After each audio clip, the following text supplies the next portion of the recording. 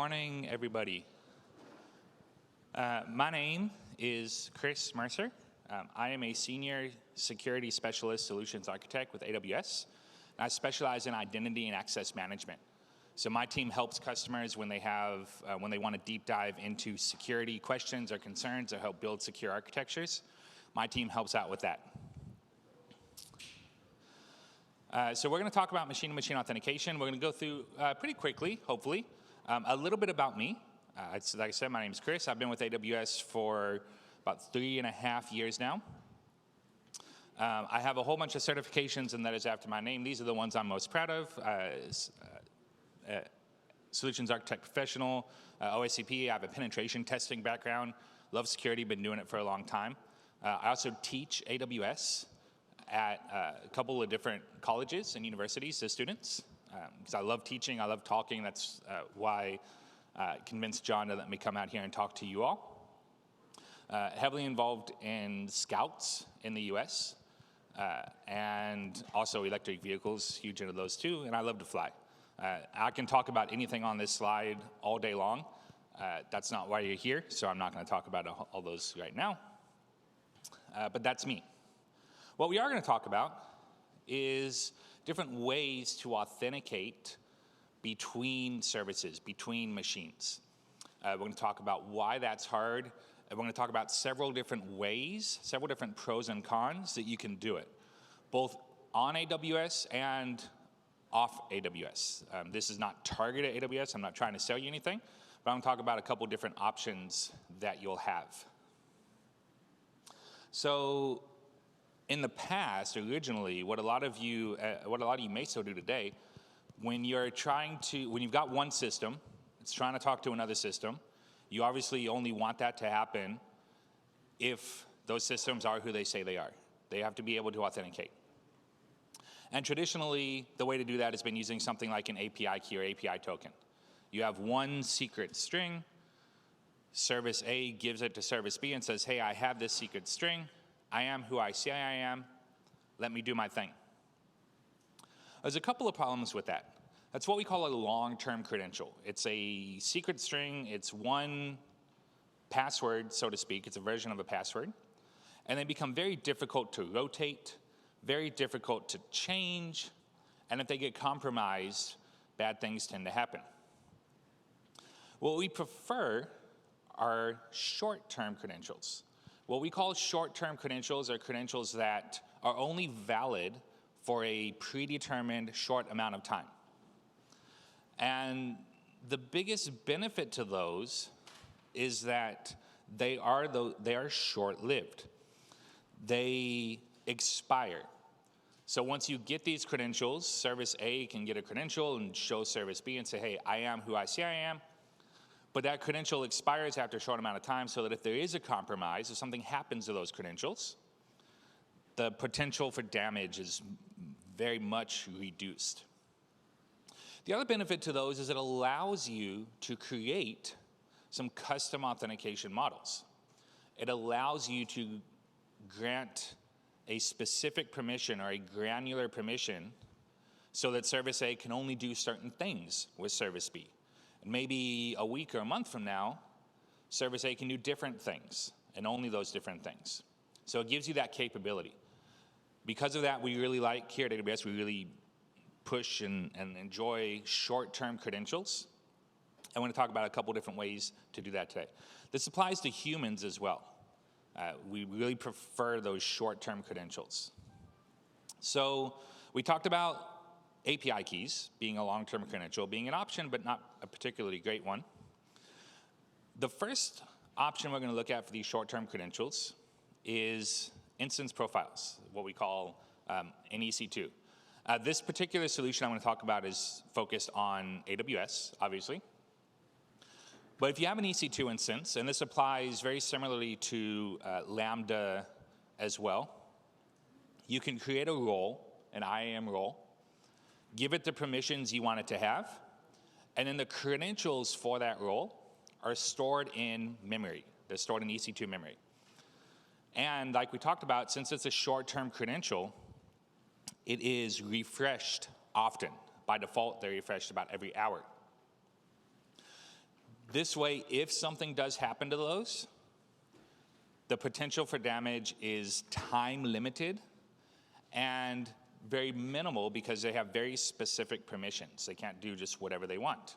In this example, we have an EC2 instance profile that allows an EC2 instance or an application running on that instance the ability to access files in an S3 bucket. And we can scope this down and say specific files in a specific bucket and do specific things with them. So this is great, but it only applies if you're using Lambda or an EC2 instance on AWS, accessing an AWS resource. As much as we would love for that to always be the case, it's not. So let's look at a couple other options as well if this doesn't work for you. One is using what we call OAuth. In AWS, we have a managed OAuth service that we call Amazon Cognito. Now, this doesn't have to be Cognito. I'm just using it as a demonstration. It could be any OAuth server, OAuth system. But the way this works is our first service, our application client, we'll call it Service A, wants to talk to Service B, wants to talk to a resource. And so instead of sending this super secret code to the resource, it's going to take that code that it has, its password, so to speak. It's going to talk to the OAuth server, in this case Amazon Cognito, and exchange that for a short-lived token, a short-term credential. Then it's going to use that credential. In this case, normally it's an access token of sorts. It's going to provide that short-term credential to the resource server. Now, since we're using that short-term credential, if something does happen to it, again, it's time-bound. The potential for disruption, the potential for problems is very minimal. That resource server, our secondary service, can validate that token and validate those credentials to make sure they're accurate, or make sure they're still valid. And it verifies it using that same OAuth server, using signature-based algorithms.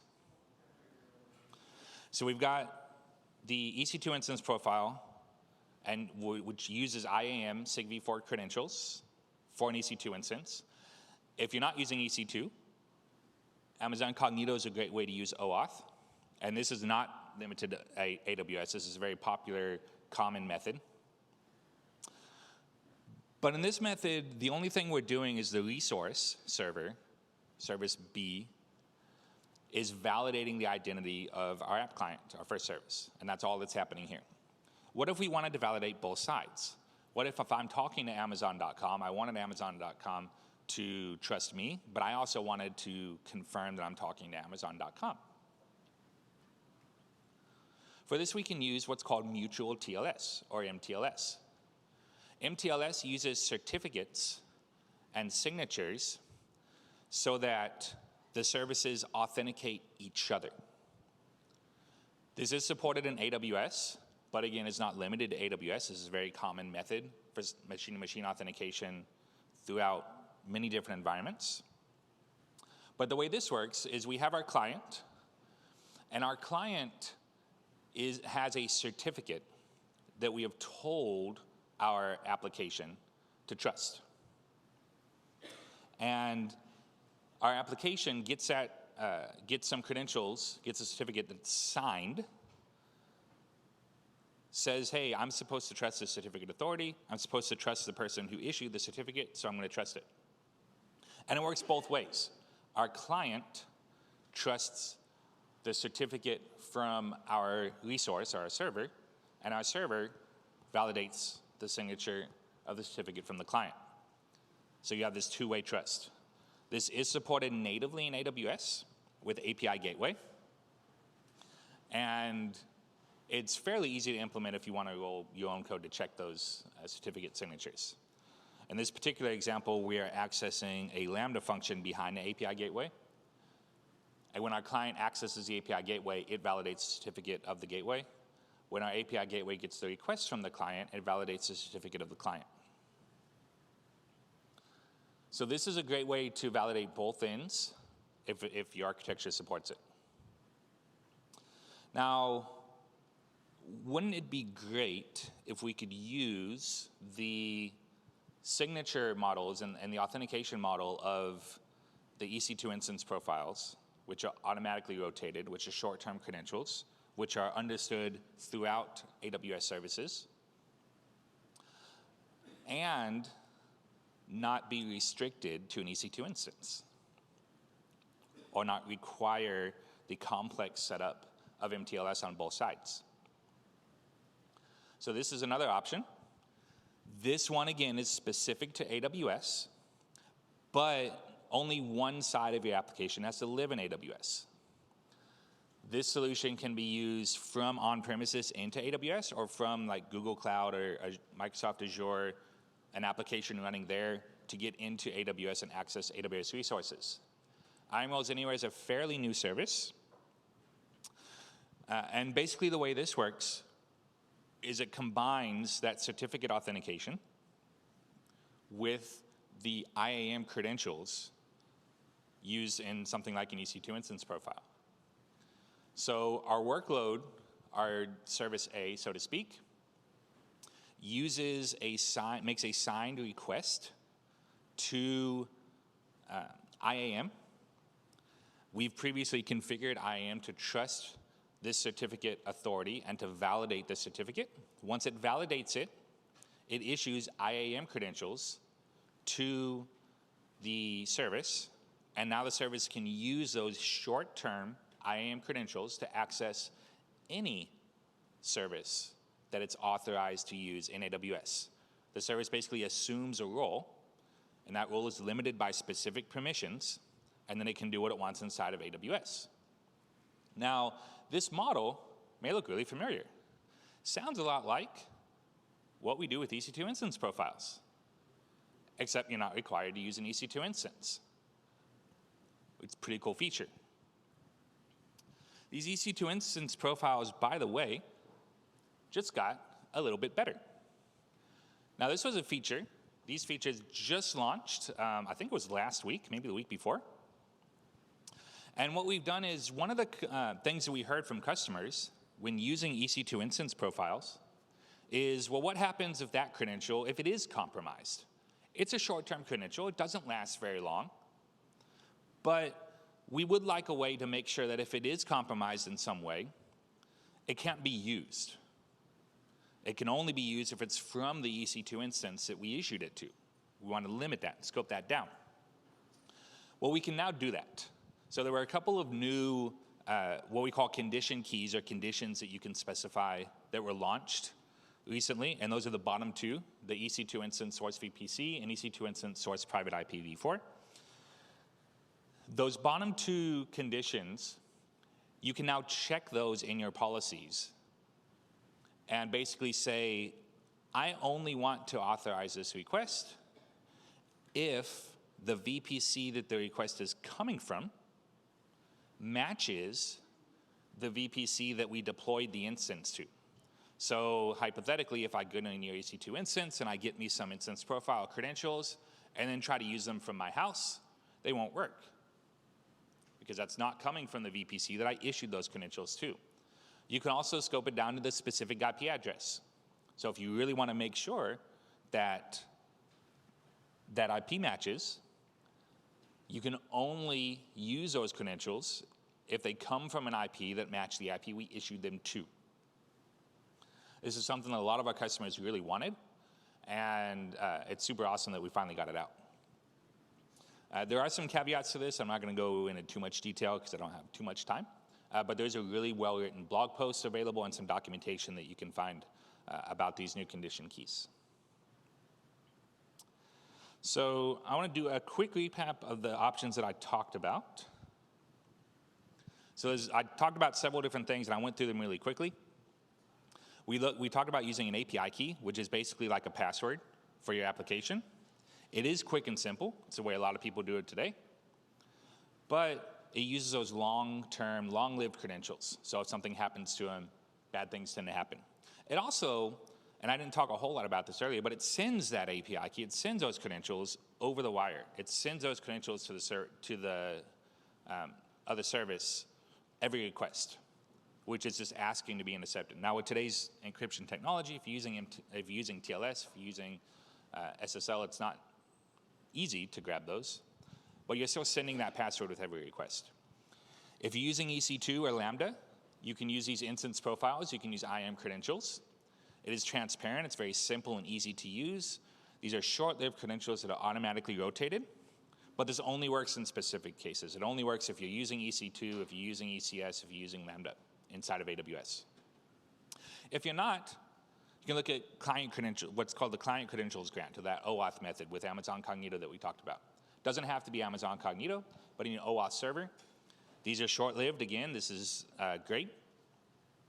It does require an OAuth server to set up, like Amazon Cognito or something similar. The other benefit of the client credentials option is that we're not sending the actual credentials. We're not sending the client secret, for example, that the application's configured with. We're not sending that long-term credential over the wire to the other service. We're only sending it to the OAuth server to get a token that we can use. If you want to authenticate both ends, both services to each other, mTLS is the way to go there.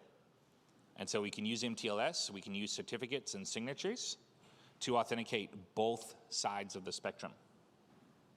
It is a bit complex to set up. You want to be sure you have somebody who knows a bit about PKI in-house.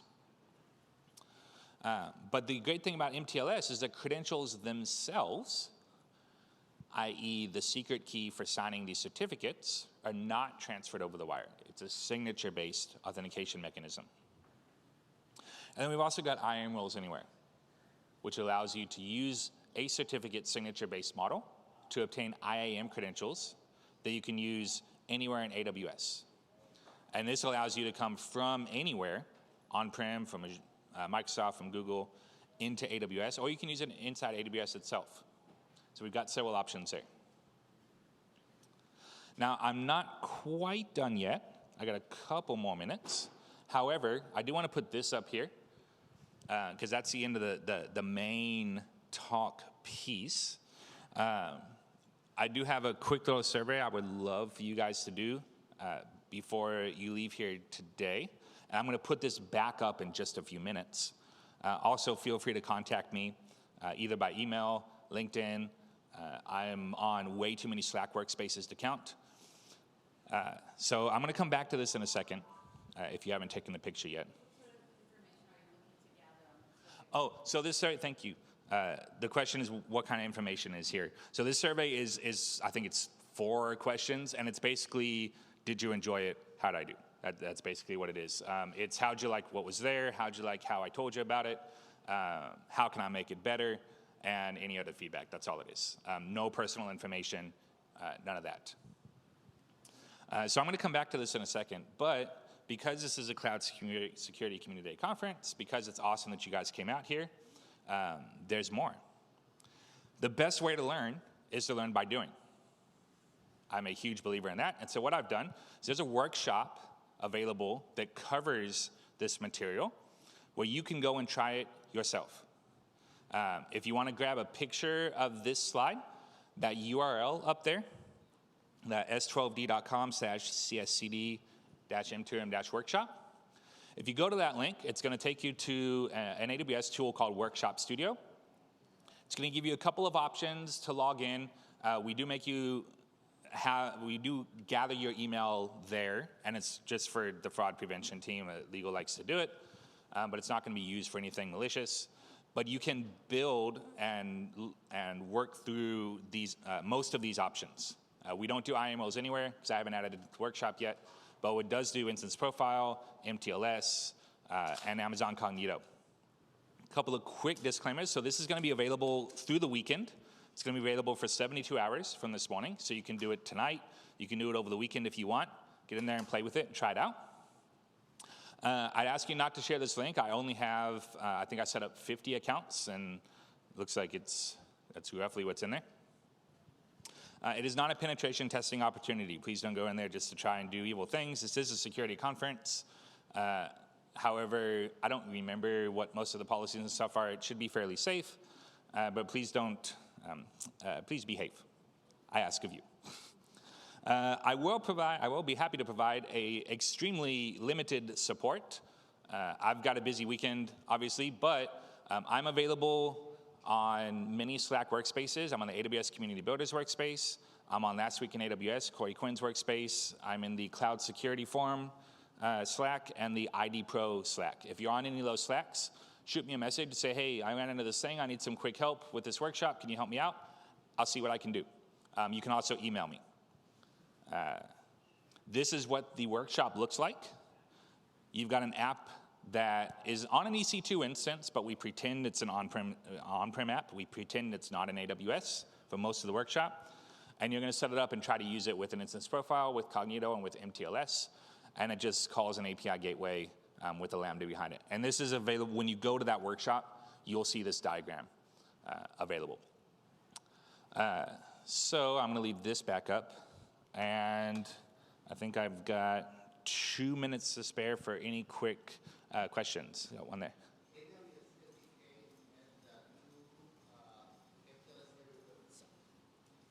Any special environment variables so that know where the keys and certs are?